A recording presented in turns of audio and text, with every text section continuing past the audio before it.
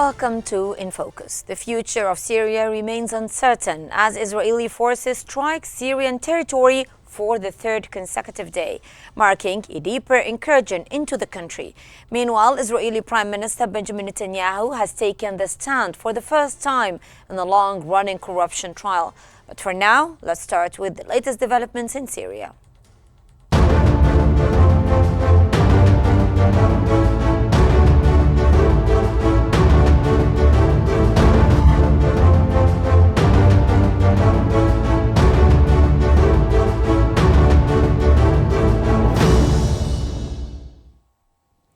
The head of the Syrian Salvation Government, Mohammed al-Bashir, has been appointed head of the transitional government in Syria and is set to manage affairs until March 1st, 2025. In today's session, al-Bashir confirmed the transfer of files between the Salvation Government and the previous cabinet to ensure continuity.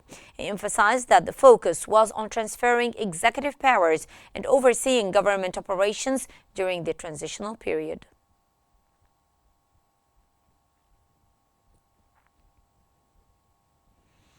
As Israel continues its incursion into the buffer zone in the occupied Golan Heights, military sites and key locations in Syria have been targeted by occupation forces for the third consecutive day.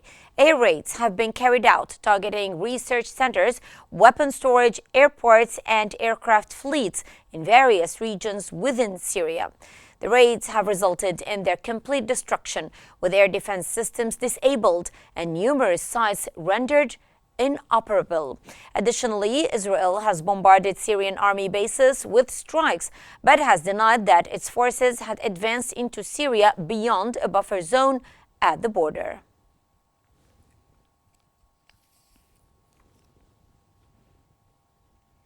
After the UN Security Council held a closed-door meeting over Syria, the UN Special Envoy for Syria, Geir Pedersen, said that the country is currently at a crossroads, presenting both significant opportunities and serious risks that need careful consideration. Pedersen told a briefing in Geneva that a transitional government for Syria needed to be as inclusive as possible. Meanwhile, American and Russian diplomats stated that members of the UN Security Council will be working on a statement regarding Syria in the coming days.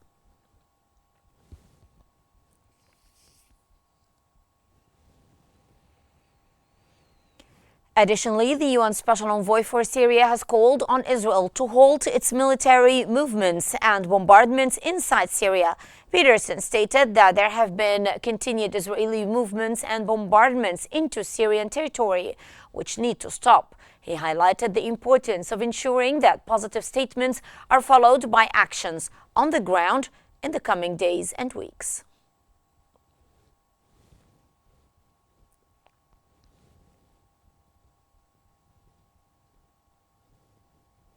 To discuss these developments further, we're joined now from Beirut by Dr. Najat Saliba, member of the Lebanese parliament. Welcome to you, Dr. Najat. Now, as Israel strikes the Syrian territory for the third consecutive day, how are Israel's actions in Syria exploiting the current instability to actually occupy more land and create a new reality on the ground? Good evening to you and to your listeners, and thank you for inviting me. We condemn all the strikes and all the invasions that Israel is doing to Lebanon and also to Syria to weaken more and more the Syrian resources. We also salute the Syrian people for freeing their countries from the atrocity and from the dictator that has ruled Syria for over 50 years. Israel has no right anymore to bombard or strike Syria for any reason because the people are freed and they don't pose any threat to any border, at least not just yet. So this is called a pure invasion and a pure bombardment of peaceful people who are trying to put their act together so that they can establish a new government that is just for all its people. So how do you perceive statements by the UN Special Envoy for Syria, Geir Pedersen, saying that the country is currently at a crossroads, presenting both significant opportunities and serious risks that need careful consideration? This is exactly what he said. So how do you read his statements?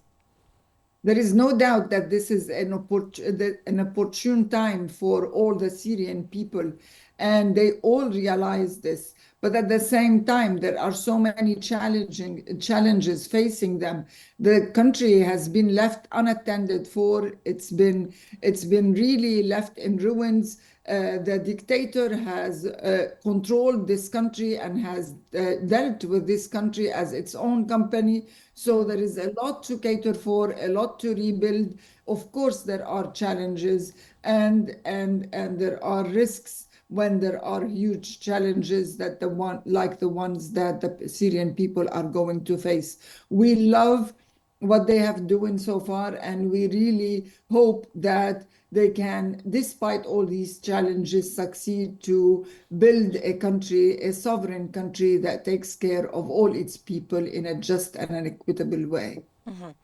But after the UN Security Council held an emergency meeting on Syria, what role do you think the international community will play in responding to Israel's aggression against Syria?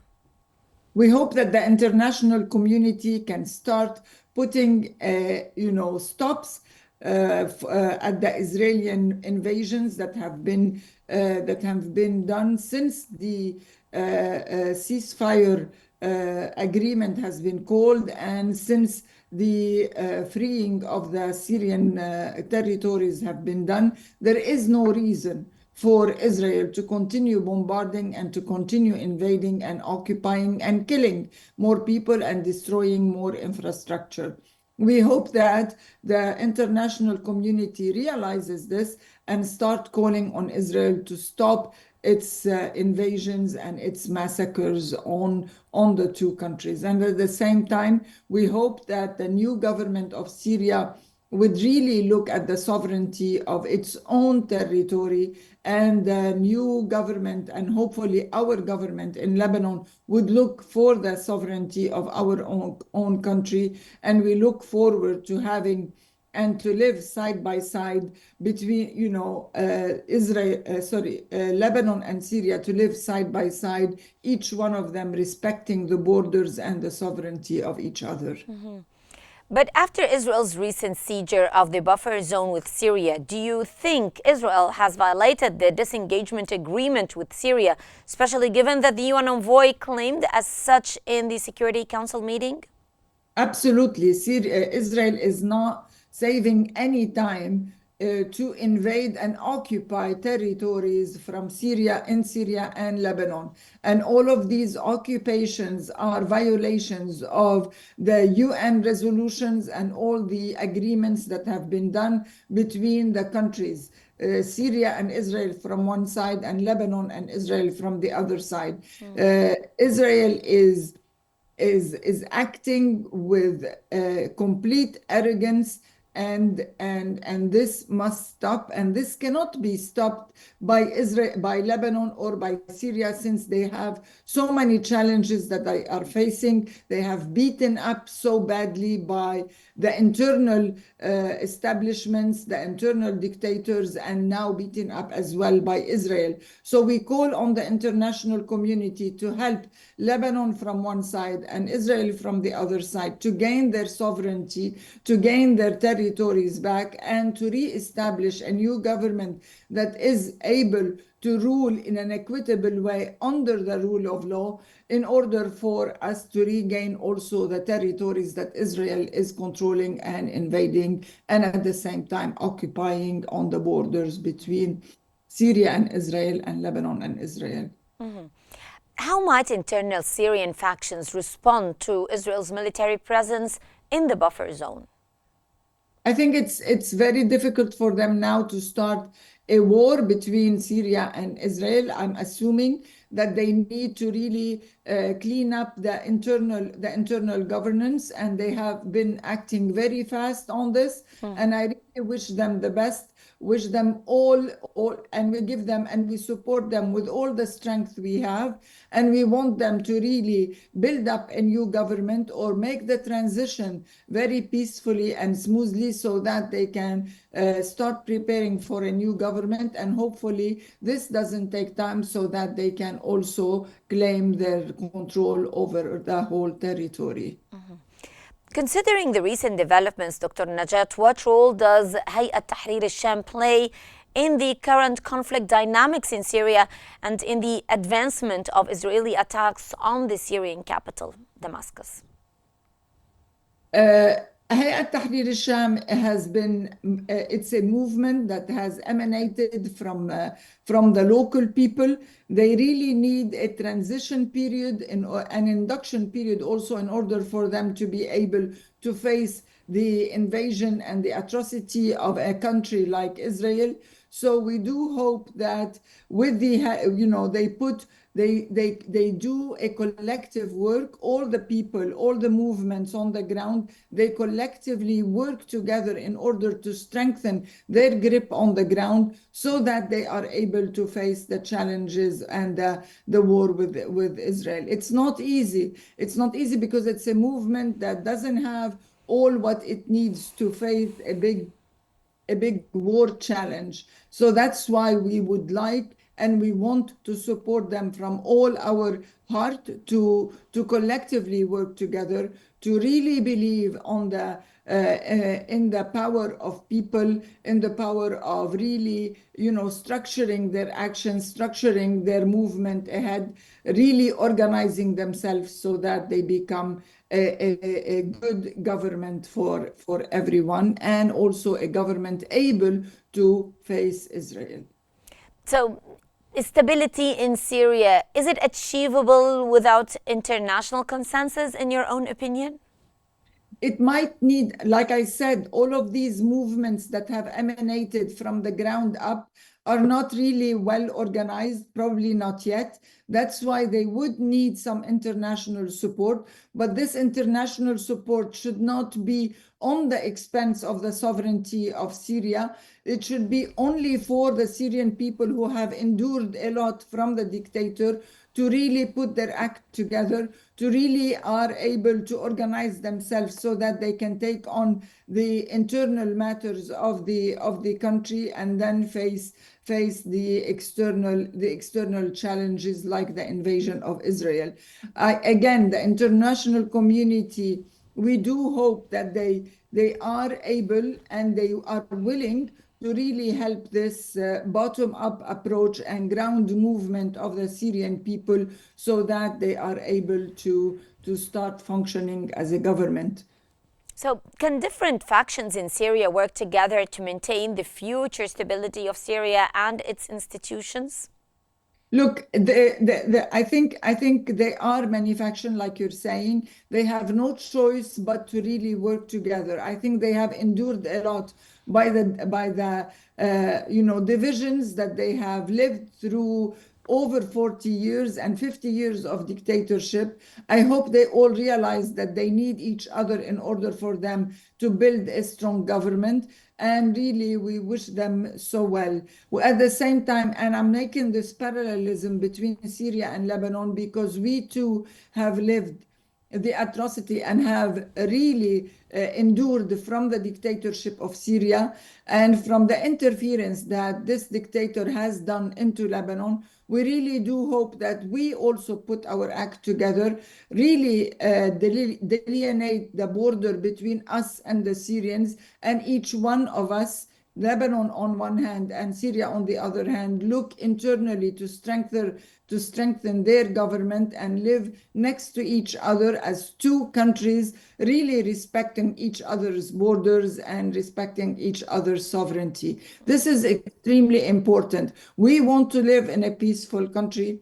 They want to live in a peaceful country, and I think interferences from their dictator to our government is long gone, and I hope it doesn't return back. Mm-hmm.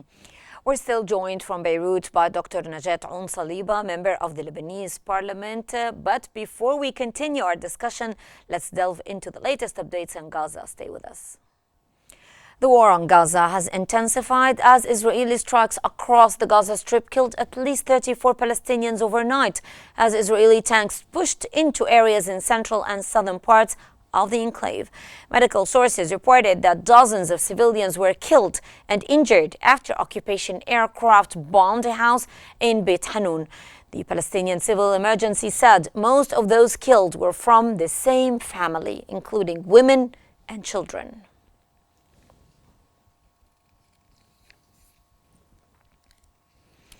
Meanwhile, Israeli Prime Minister Benjamin Netanyahu has taken the stand for the first time in a long-running corruption trial, facing charges of bribery, fraud, and breach of trust. Netanyahu will testify 3 times a week, despite the Gaza war and possible new threats posed by wider turmoil in the Middle East, including in neighboring Syria. Netanyahu was indicted in 2019 in 3 cases involving gifts from millionaire friends and for allegedly seeking regulatory favors for media tycoons in return for favorable coverage. He denies any wrongdoing.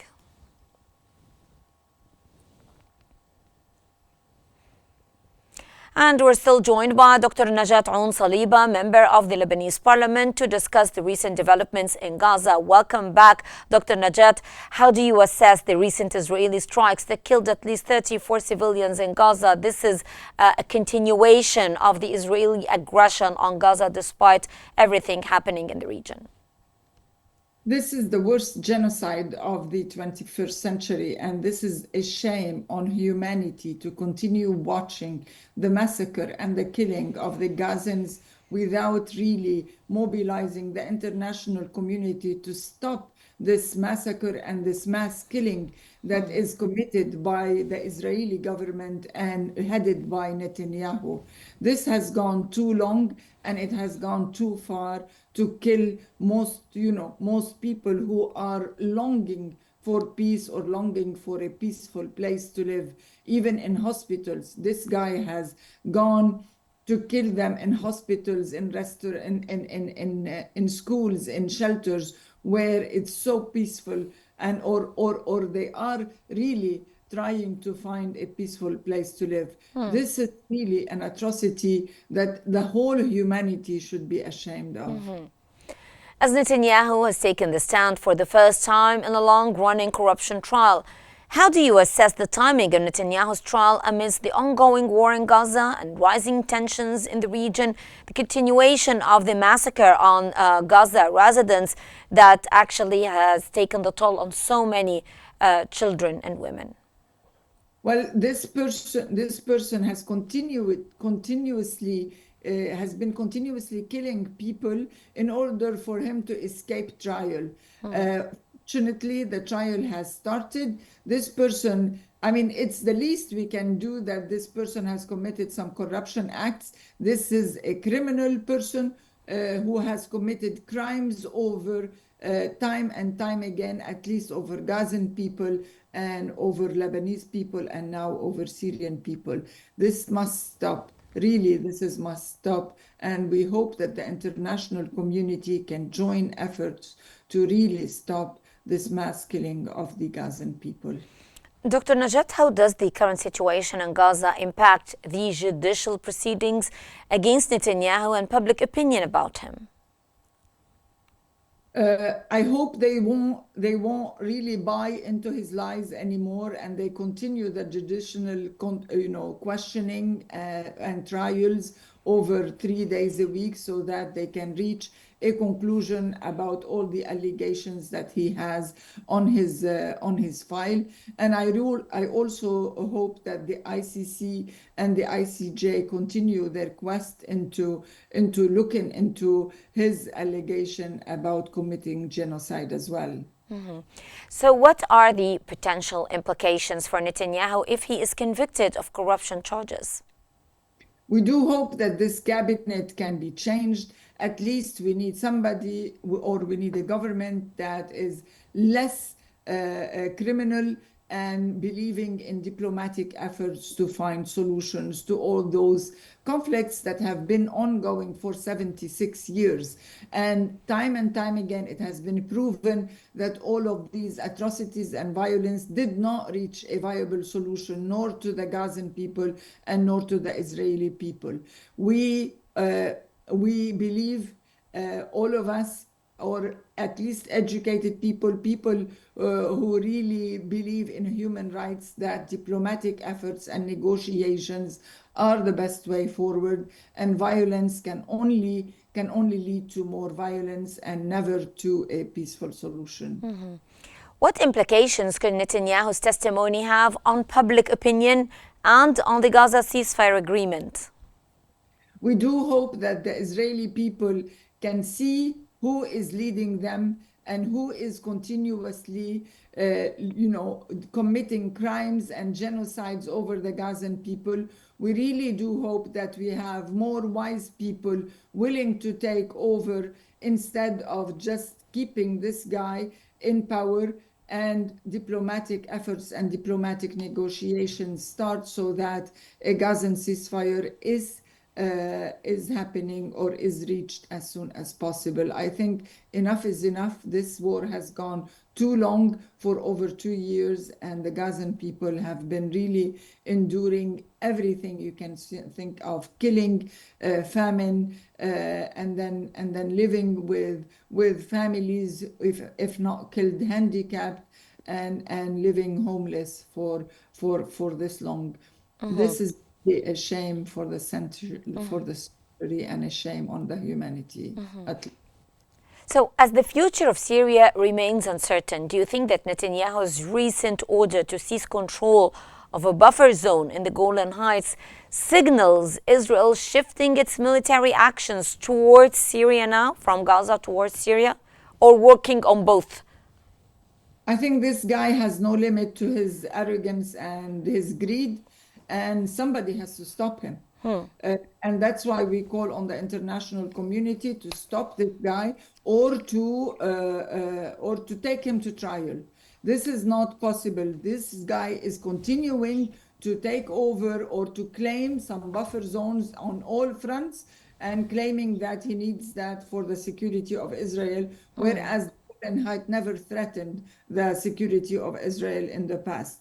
So I think his statement and his greed of controlling and buffering some zones in the different countries around him are not justifiable. But unfortunately, the international community is not putting enough pressure on him to stop. That was from Beirut, Dr. Najat Aoun Sariba, member of the Lebanese parliament. Thank you very much for your insights today, Dr. Najat. And that brings us to the end of today's episode for In Focus. Thanks for watching, and stay tuned for more updates here on Q News.